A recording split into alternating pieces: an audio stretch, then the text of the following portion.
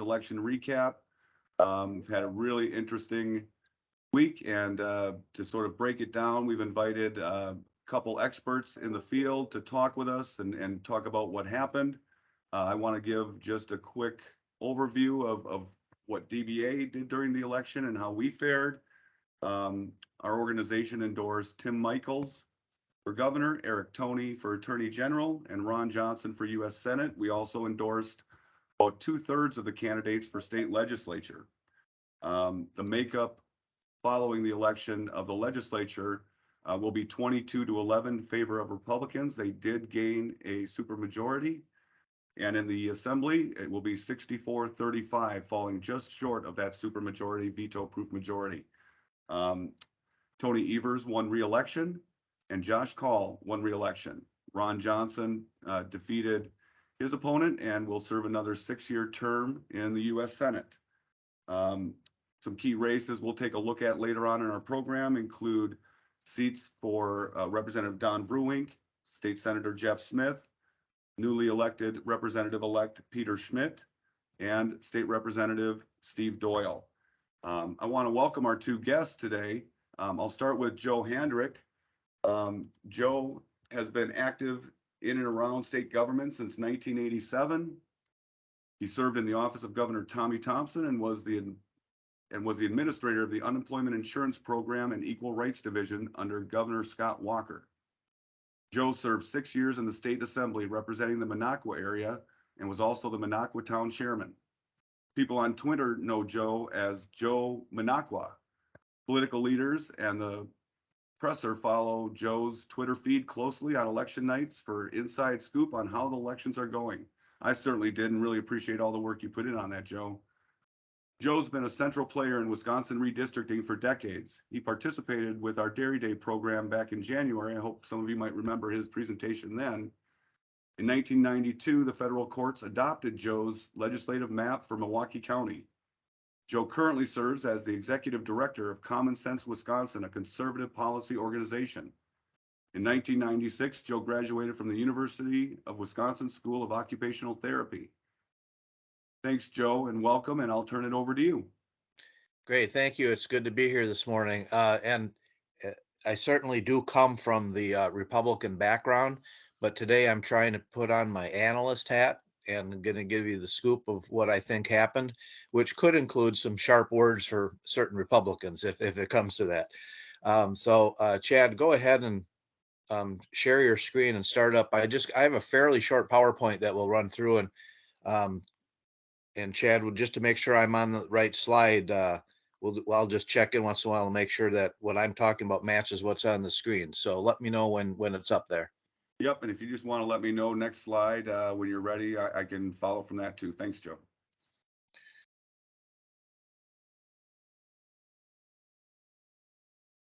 Is the slide up? It should be a big map of the state of Wisconsin that looks like a flag. Yes, Joe, it is. All right, very good. So, so around the country, they're still counting votes, and so we don't know all the winners yet. But that always reminded me of my favorite quote from Bob Dole about an election when he said, "There's going to be one tomorrow, and someone's going to win, and someone's going to lose, and I want to be that person." Rest in peace, Senator Dole, a true American patriot. Let's go to the first slide, which will just talk a little bit about turnout. So the turnout this past week was just about what it was in 2018, but in many parts of the state, it was actually higher than 2018. Turnout was higher in Madison. It was higher in some of the suburbs. It was higher in lots of places up north in the Fox Valley. But Milwaukee was 50,000 people lower than it was in 2018. So when you add it all together, it was just about the same turnout as 2018. All right, we'll go on to the next slide. This is, and I may have shown this slide back in January. This is your typical pattern for a statewide race. And those counties in red, that includes those WOW counties. That's Waukesha, Zaki, and Washington. That's where the Republicans have to roll up huge margins to offset Dane or Milwaukee County. Then it takes all the other red areas to offset the other of those big blue counties. And then the bow counties, what we call Brown, Outagamie, and Winnebago, that's really the big swing area that swings back and forth between Republicans and Democrats. And what happened on Tuesday, and we'll see it on the next slide, is that the big blue counties, Dane and Milwaukee, came through for Democrats, but the big red counties, Waukesha, Ozaukee, and Washington, did not come through for Republicans. So let's go on to that next slide. It should be called Evers versus Evers. There. Okay. So what this shows is how were the margins on Tuesday compared to the Evers versus Walker race 4 years ago. In any county that's red means that Tim Michels, even though he lost by more than Scott Walker lost by, if the county's red, means Michels actually did better than Walker. Look at all that red on there. And that's kind of amazing. And then the blue counties, that's counties where Evers did better in 2022.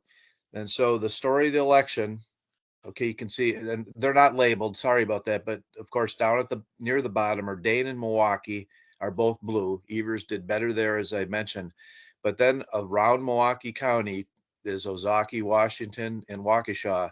They're also blue. That's where Michels, that in my opinion is where Michels lost the race. The big red Republican counties didn't come through. Then look up in Green Bay and Outagamie, Winnebago, and Brown counties up in the northeast corner. Michels didn't do as well as Walker. So when you don't do as well in the big Republican counties and you don't do as well in those bow counties, the big swing areas, it's very hard to win statewide. All right, let's go on to the next slide. It on the right side, it should say ticket splitters. A lot of people are puzzled because Wisconsin's so polarized that how can Evers win and Ron Johnson win? And so I took these results from my hometown just to kind of walk through it. There are more ticket splitters than you'd think, but it doesn't take very many ticket splitters for a race to swing. So if you look at this, the first thing to notice is look at the totals. In the governor's race, 3,035 voters. In the Senate race, 3,045. So for starters, in Minocqua, there were 10 people who didn't vote for anybody for governor, but voted for U.S. Senator. Let's just assume Ron Johnson got all 10 of those. Then look at the fact that there was a third candidate in the governor's race, Benglinger. She got 24 votes in Minocqua. Now, someone in the Senate race had to get those votes. Again, let's presume that all 24 of those votes went to Ron Johnson. Now, Johnson overall got 81 more votes than Michels, but only 34 of those could be accounted for by the people who only voted in the Senate race or the Benglinger vote. That means that at least a minimum of 47 people voted for Ron Johnson, but then also voted for Tony Evers. Now, out of 3,000 voters, that's not a lot, but it's enough that if that happened in every town and every precinct around the state, suddenly you have Ron Johnson winning by 27,000 votes and Tony Evers also winning. Those are your ticket splitters. Those are your independent voters. I guess that's why we call them independent, is they're going to go back and forth. For people really deeply involved in politics or who are really partisan, it's hard to imagine how someone can vote for Tony Evers and Ron Johnson. But there's lots of different types of voters out there. And so that's just a micro example of how that would work. Now, let me pivot to the legislative races. As Chad mentioned, the Republicans are going to come in at 64 seats. They started at 61. This was a slide, modified slide that I had that showed what the path would be to get to that supermajority of 66 seats, which would allow Republicans to override a gubernatorial veto. The first thing they needed to do was to pick up Assembly District 13 in Brookfield, and they did that. That was a seat created in redistricting. It was a very red seat, so they won it with no trouble. So that brings them to 62. Then there were two open seats in northern Wisconsin, the 73rd and 74th. Those are historically Democratic seats. The 73rd has not elected a Republican in my lifetime, and I'm 57. The 74th hasn't had a Republican since 1986. Both those seats were open with no incumbent, and Republicans won both of them. That gets them to 64. And that's where their majority stopped. It was right there. They did not defeat Doyle in the La Crosse area, and they did not win any of the other seats, the 71st, the Stevens Point seat, the Oshkosh seat, or a seat in Kenosha. Those are bluish seats that they would have needed to win, and they weren't able to win any of those. So they're at 64 seats. Then, of course, they had to hold all 61 of their current districts, which they were able to do. And Chad also mentioned the state Senate, the Republicans needed to pick up one seat, and they did that. It was the open Senate district way up north, Superior, Ashland. It's been a Democratic seat for a long, long time, but I talked earlier about how Republicans have really slipped in the suburbs, especially Trump is unpopular in places like Waukesha County, Ozaukee County, and so those Republican margins slip there. Well, the opposite of that is the Republicans have done much, much better in those far northern counties that used to be really Democratic, and now they're turning purple, and Trump is very popular there. So the Republicans did get their supermajority in the state Senate. I'll go on to the next slide now, which should say state assembly on the right side. This in the last 40 years, there's a number of seats that are very, very close on the numbers. They're purple seats. Either side can win them. And in the past 30 years, the Republicans have won almost all of these districts, almost all of the time. And that is part of the reason the Republicans have the size of majority they have. The map that they put in place definitely favors Republicans. There's certainly no denying that. The natural geography of Wisconsin favors Republicans, but then the other factors, Republicans have just done a better job of winning the close races. So Tuesday, there were five really close races in super competitive districts, and the Republicans won 4 of them. So on the left, there's those 2 open seats up north, the 73rd and 74th. Then there was an open seat in Milwaukee County, which was the 84th, and Bob Donovan won there. You can see by just a few hundred votes. And then Representative Verwink, was redrawn into a much different district, and he lost by just a couple hundred votes. Republicans squeaked that one out.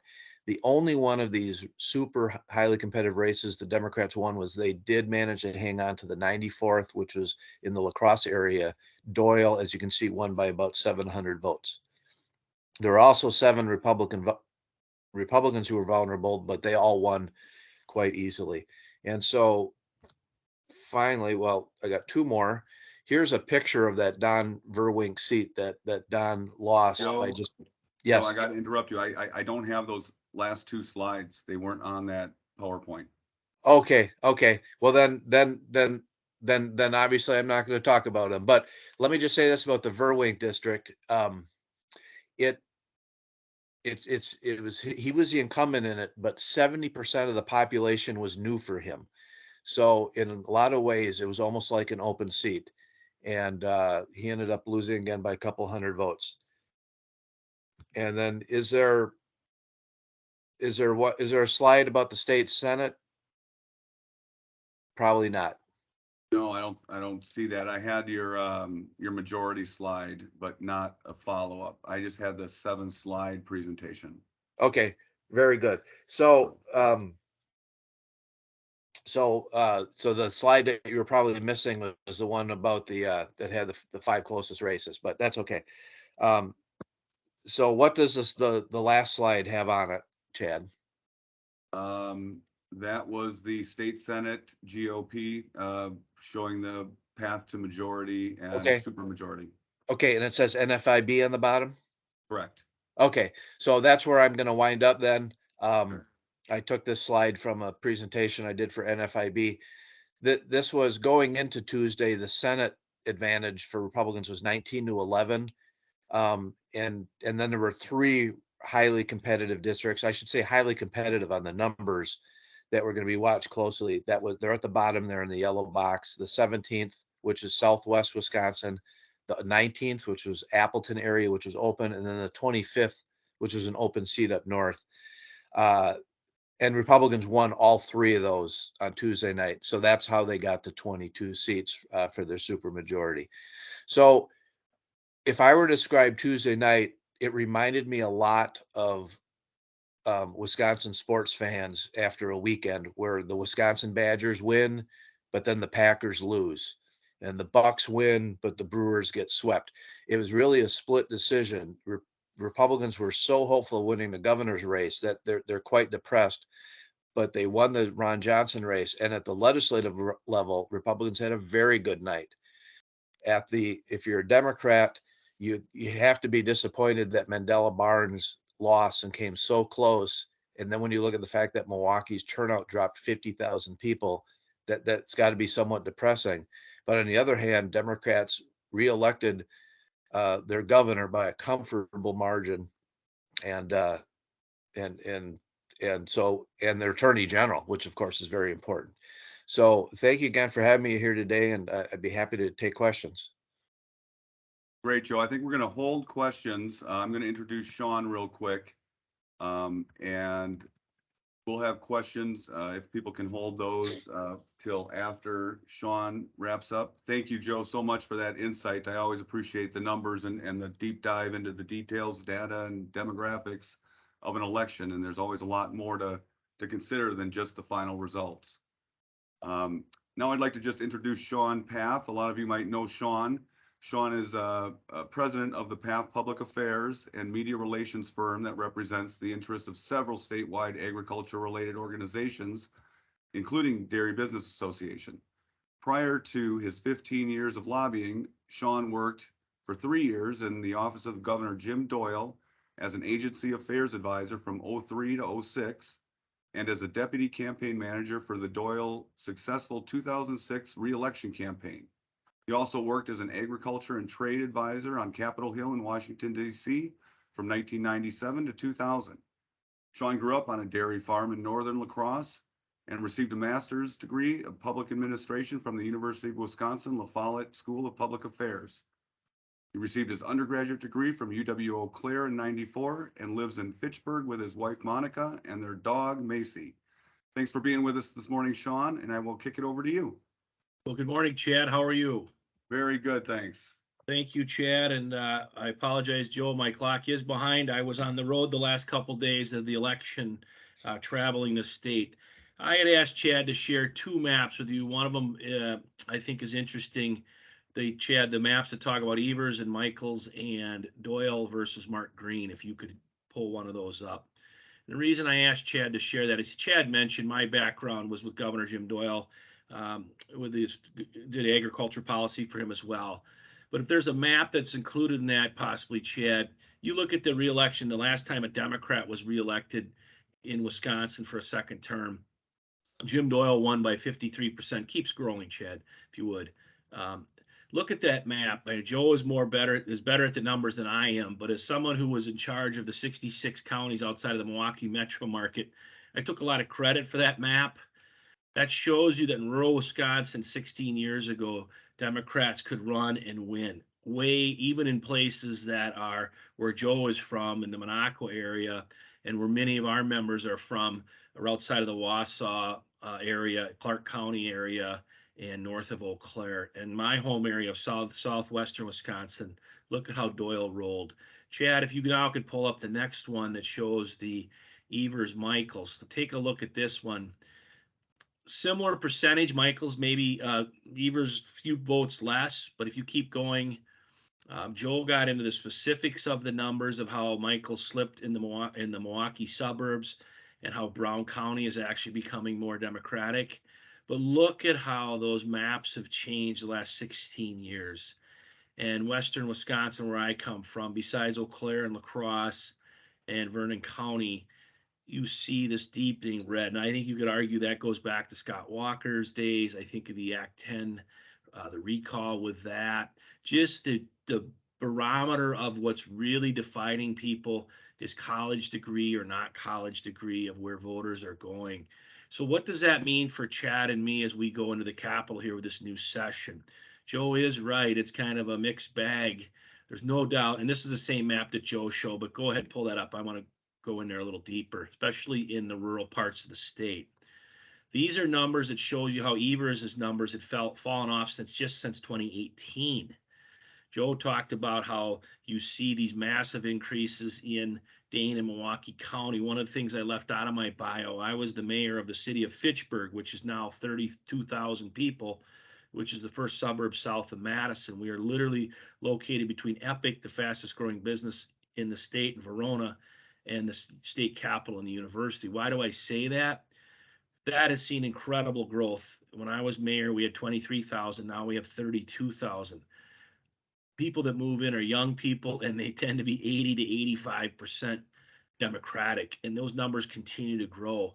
However, at the same time, you are seeing rural areas of the state. For example, Chad, if you just scroll that up just a little bit, my home area, Joe would know this person well, so would Chad. Former Senator Rod Moen's area, who represented the area between La Crosse and Eau Claire, was a wonderful rural Democrat. His had Jackson, Buffalo, and Trempealeau counties. Those areas have continued to go more and more Republican. Dunn County, which was always a Democratic county, 20% drop off for Evers in 4 years. So was Chad and I prepared to get ready to work in the capital of this new legislature? We have to also educate folks about the importance of our $100 billion agriculture economy, our near $53 billion dairy economy. What we see is we see fewer and fewer members that are directly from the farm. There's a study that a former state rep, now a state senator who is not going to be in office much longer, Jerry Petrowski, tells the story. In 1998, there were almost 30 people out of 132 lawmakers that were from the farm or directly related to the farm, so to speak. This session of the same 132 number count could be less than 4 or 5 people directly from the farm. So that makes it harder and harder for us to communicate whether you're a Republican or a Democrat of what we are doing. I sent Chad and Travis from our PR team a kind of a funny fact that, what was it, Chad? 18% of people in this country think that chocolate milk comes from brown cows. Yeah. I laugh about that, but it tells you that we have to do more and more to educate people just about the basics of the farm. I'm first generation off the farm, but there's fewer and fewer people that are doing that. Within this map that I showed you of Wisconsin, yes, rural Wisconsin is dominated by Republicans. However, we need to continue to work with Evers as Democrats and others to get our issues through that we care about. So, for example, we will be working very closely, and I'll get into specific of the races on clean water issues and other things like that. So, for example, Chad talked about our endorsements. We had a very strong endorsement record, and Chad, I'm sure, will write more about that in some upcoming newsletter or whatever. But some of the Democrats that won in that rural parts of the state, and there aren't many left, for example, Katrina Shanklin, who represents the city of Stevens Point in rural Portage County, will be somebody that we will work with in a bipartisan manner on water quality. Why does she matter? Yes, her vote matters macro to protect the governor's veto on such things. However, she also is our champion in the legislature as a Democrat, which makes us have influence with the governor's office, who's a Democrat. However, we also have to make sure we connect her and work with Republicans in the legislature. So these water quality issues can really cut through partisan differences in the state that we see. There's a lot of consensus on that. More urban voters and urban districts want to see water quality because they tend to be center left. They want to talk about environmental conservation, and rural areas want to see incentives for farmers. So we're pretty excited, even though you could say that not much is going to get done, blah, blah, blah, in the state capitol. We think that's a real opportunity for us. One of the things that we really need to focus on, though, is we need to continue to find our champions in the state legislature. Joe had briefly mentioned about Don Vruwink. Many of you from central Wisconsin know the Vruwink name very well.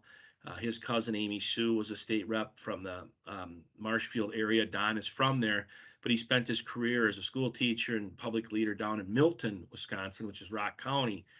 He got redistricted out. Joe knows the back behind the scenes on that stuff better than I do, how those maps are created.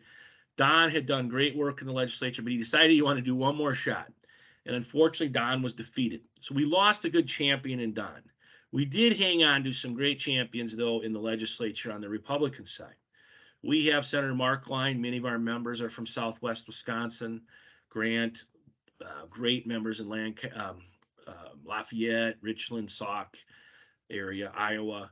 So Senator Markline is a real powerful position for us at the Joint Finance Chair. Representative Tony Kurtz, who's from Richland County, Sauk County area, kind of Reedsburg, Richland Center area, another really good person on our issues.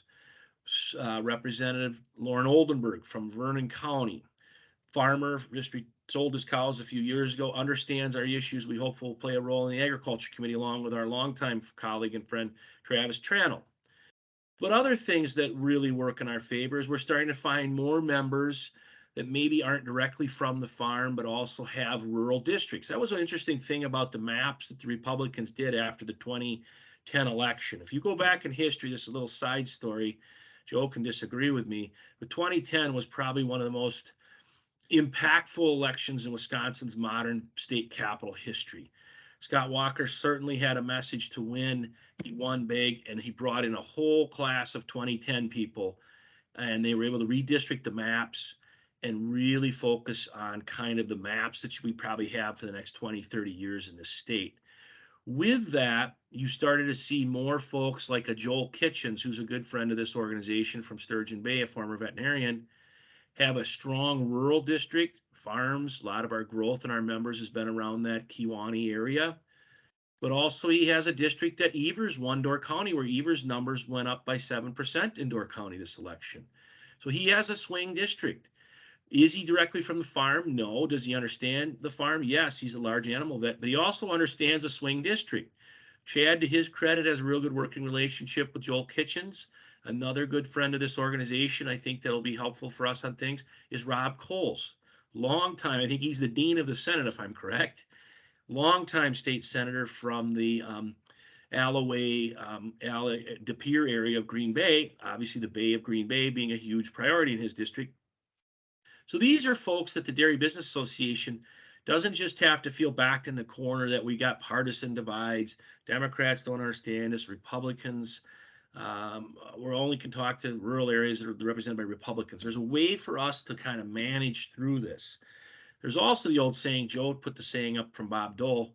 My saying would be, if you stand in the middle of the road, you can get hit, but you can also stand in the middle of the road and see both sides of traffic. So I think Chad and I are pretty good at standing in the middle of the road and kind of working through this stuff.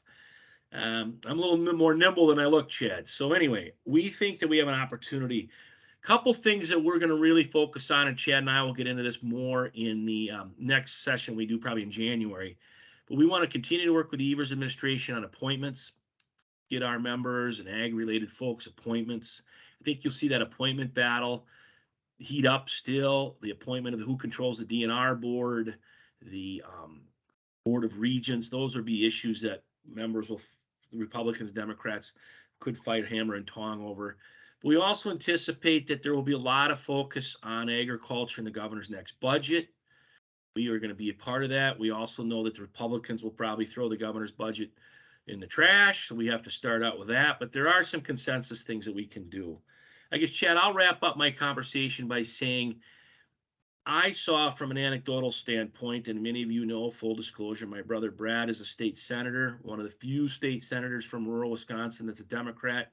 His neighbor, Jeff Smith, I think they're the last two that are left. Brad fell short in his congressional bid. But anyway, the reason I bring that up is I was traveling around the state, obviously talking to folks.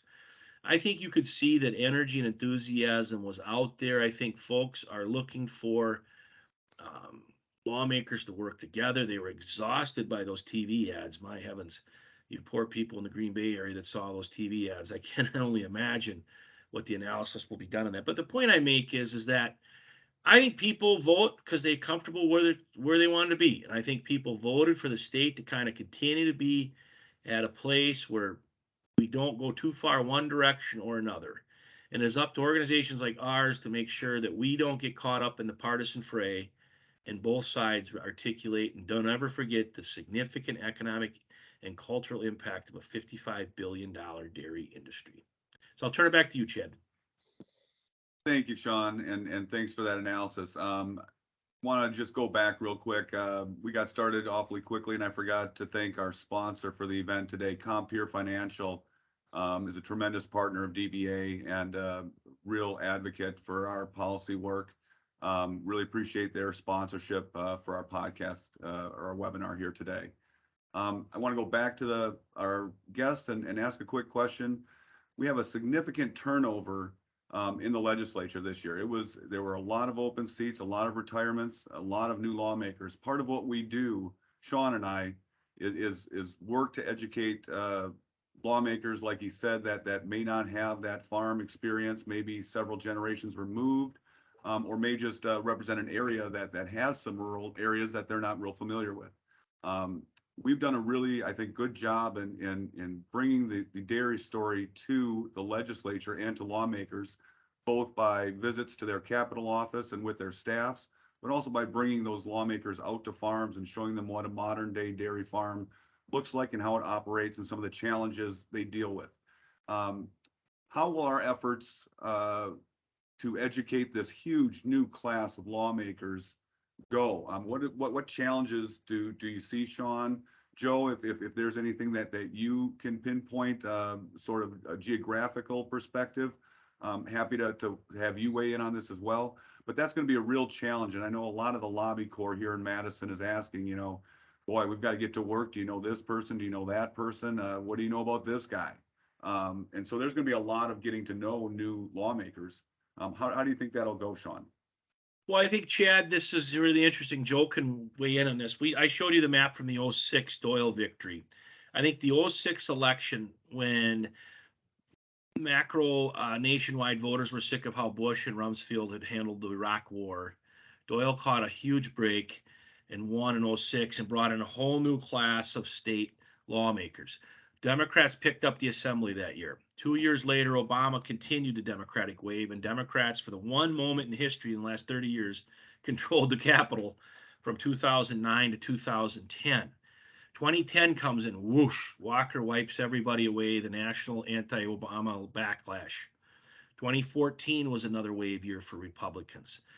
2020, 2016, 2020. My point is, anybody who talks about term limits should really think about the Wisconsin State Legislature, how people have come and gone since this thing. We've seen so much turnover in the legislature.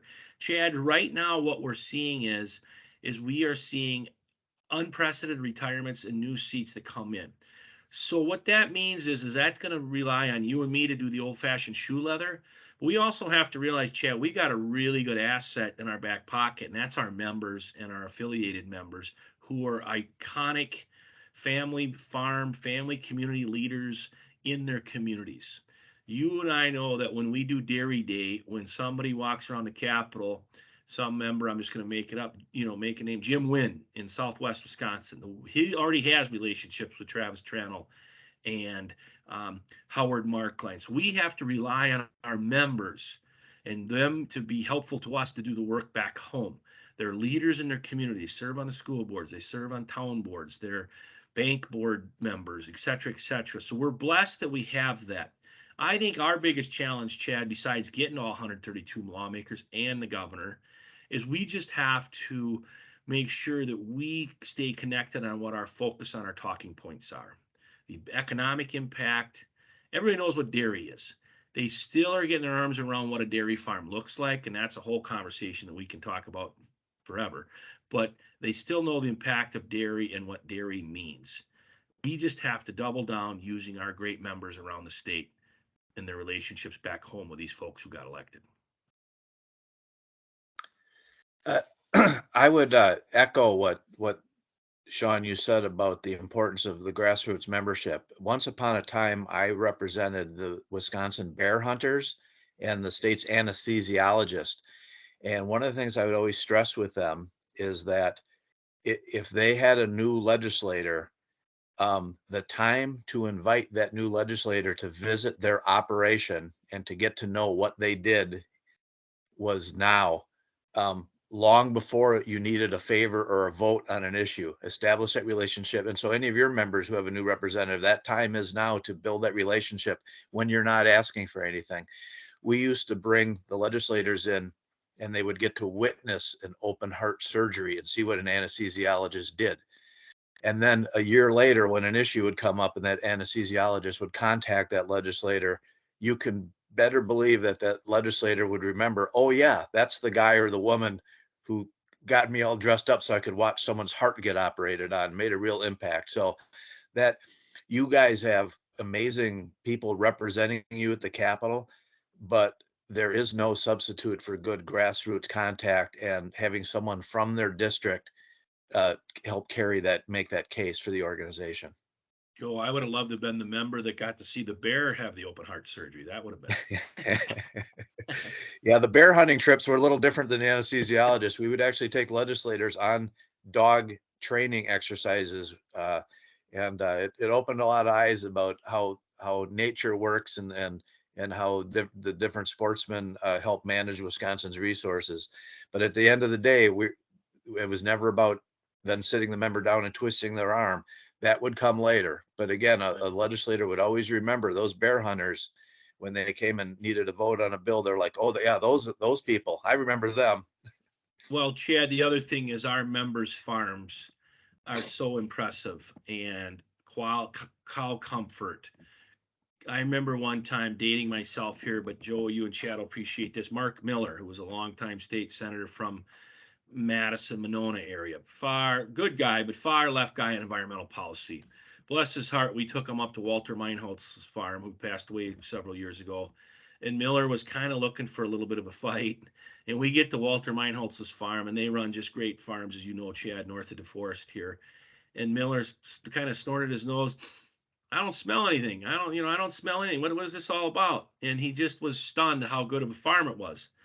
Now, on a side note, of course, Walter Meinholz's farm was great.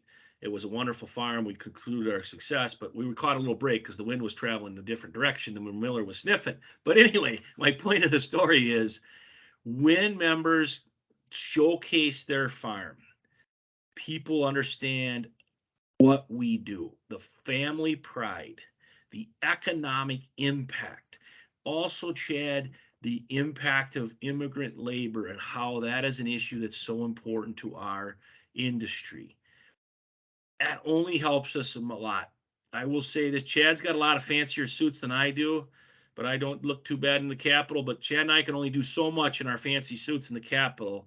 But Joe is right. When they hear from people say, yes, I was on Paul Fetzer's farm last spring and I love that place, that makes Chad and my job a lot easier because there's going to be a lot of lobbyists running through that building the next 6 to 8 months. And we can make that impact back home.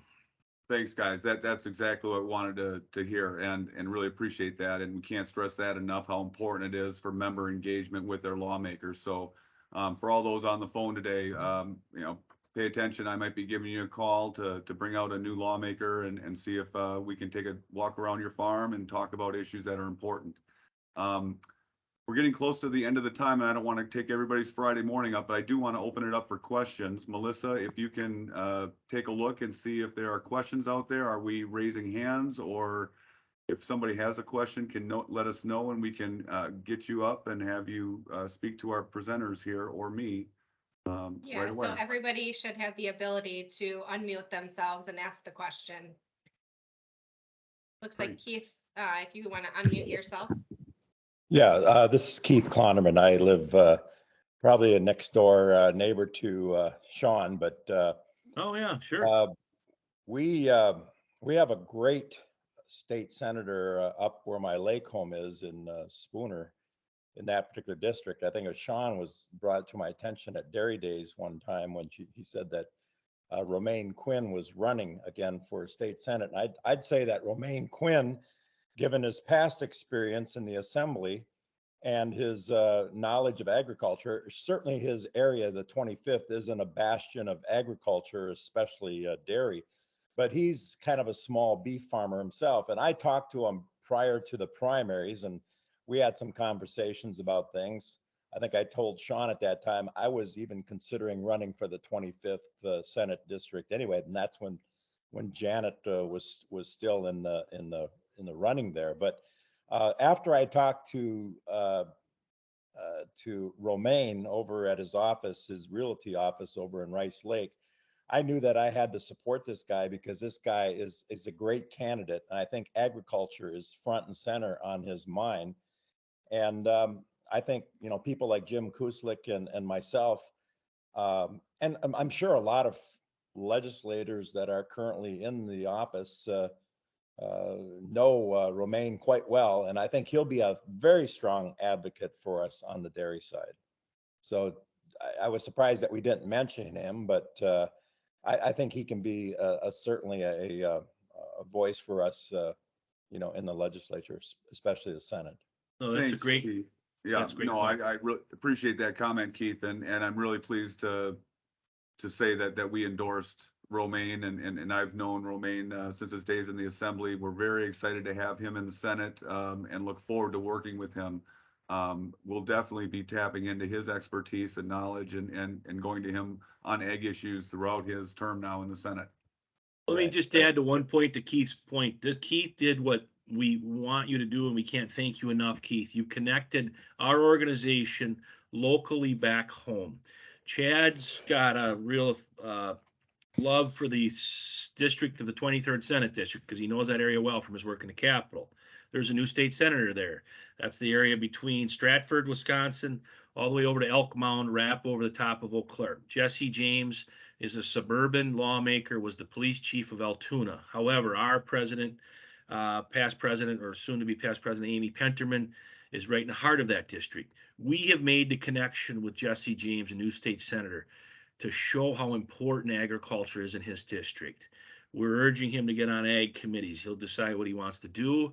But to Keith's point, connecting these folks with our organization back home really helps us, and it makes our job easier because we can go in and then say, because again, back to what I said earlier, Joe being in the state legislature, he's from Monaco. I'm sure the tourism industry wanted him as a champion in tourism. We need to find champions in agriculture. The challenge for us is fewer and fewer people are from the farm. So there's a little bit of, do I know these issues? Is this my issue set? Do I really like that? So you can help us create champions on our issues. So thank you, Keith. Great. Any other questions out there? Keith, you can unraise your hand now. And if there's anybody else with the questions, we're happy to talk with you. Chad, I want to ask our expert Joe here a question if we don't Yeah. have any other. So Joe, you've seen a lot here. I mean, is Wisconsin just moving forward, Joe, globally? Because 2024, of course, if you watch these damn cable shows, everybody's already talking about that or whatever. All of us guys just want to go deer hunting and take a break and have some turkey and Thanksgiving. But, 2024 clock is going to start. Is Wisconsin, Joe, based on the demographics and all that stuff, truly going to be a 50-50 state? Are we going to be one of these 6 or 7 states or less in the country that always is in the quote unquote bullseye of elections? Did this election further solidify us as a swing state? Because as you know, Tammy Baldwin will be on the ballot in 2024. One of the few states that has a Ron Johnson and a Tammy Baldwin. Where are we, Joe? And how does that fit into this kind of rural urban divide? Because we have a vibrant rural economy, as you know, but also we have these growing cities of Madison and Dane County and Waukesha. So just kind of your expertise, kind of big picture as we wrap up here. Yep. Wisconsin is Georgia with snow. We have been and are going to continue to be, as far as I can see, a very purple state, always going to be highly competitive. But what's fascinating about Wisconsin is we are a purple state, as purple as they come in terms of being 50-50. But yet there's almost no place in Wisconsin that's purple. It's either deep blue or deep red. And of course, if you mix paint, you mix deep blue and deep red, you get purple. But there's very little purple area in Wisconsin. We've sort of self-segregated ourselves into our respective corners. Republicans all live here, Democrats all live here. That adds up to a 50-50 state for statewide elections, but it also really makes it hard for Democrats at the legislative level. The other thing I note about Wisconsin is we had some wave elections here, as you mentioned, Shawn, in 2010. The big red wave didn't hit this past Tuesday. And I spoke at Wis Politics a couple weeks ago, and I was asked about the red wave. And I actually, at that time, said that I thought it was going to be a good year for Republicans, but I didn't believe it was going to be a red tsunami. And that was because the the Dobbs decision about abortions, I thought had motivated the Democratic base so that its energy was equal that of the Republican base. So I didn't think there was going to be a big red tsunami. And of course, we all know now that although the red wave hit Florida, it didn't make it past there really. And Wisconsin, I think the days of these massive landslide elections for one party or the other are over. There are going to be no more Tommy Thompsons or Herb Coles. Here's an interesting fact to close on. In 1994, Tommy Thompson and Herb Cole, two very polar opposite politicians, both won 70 counties in Wisconsin. You know, one is a Republican, one is a Democrat. Those days are gone. That our races now are going to be very, very close, very, very tight, and either side can win. Great. Real quick, I'll hand it over. Are there any other questions before we go today? Yeah, I'll make one quick comment before you wrap it up. I want to just thank everyone for your work with the conduit and the PAC. Those are ways that we were able to connect as well. I know that's asking a lot of you, but candidates are going to call you as they do. Continue to work with us on that conduit and PAC. That is another vehicle for us to help articulate our message. And thank you for that. Chad does a nice job of administering that conduit and PAC. That is something that we continue to be very much a leader on in terms of ag groups of getting our distribution. And no one can bust our chops for saying we're not bipartisan or not. And so thank you for that. And Chad, thank you for letting me participate as well as working with somebody as knowledgeable as Joe. So I'll turn it back to you. Great. Well, thank you. I want to thank you both. And that really gives me a nice opportunity to sort of plug a couple events we've got coming up.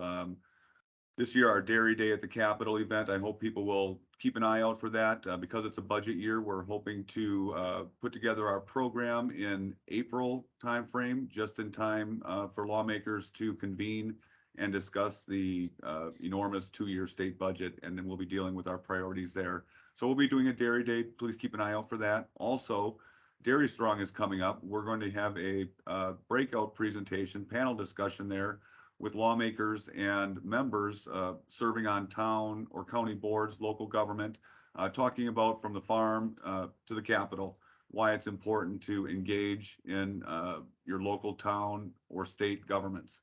We'll also be looking at holding a PAC fundraiser, a real fun night as part of Dairy Strong, right ahead of Dairy Strong. I believe it's the 17th, but keep an eye out for that as well. Come and enjoy some fun and frivolity and help out our PAC and help strengthen DBA's voice in the Capitol. Again, I want to thank our sponsor, Compeer Financial, our guests, Shawn Pfaff and Joe Handrick, for your expertise and sharing some of your insights and knowledge. And I look forward to talking with you all again. And if anybody has any questions, please don't hesitate to give us a call.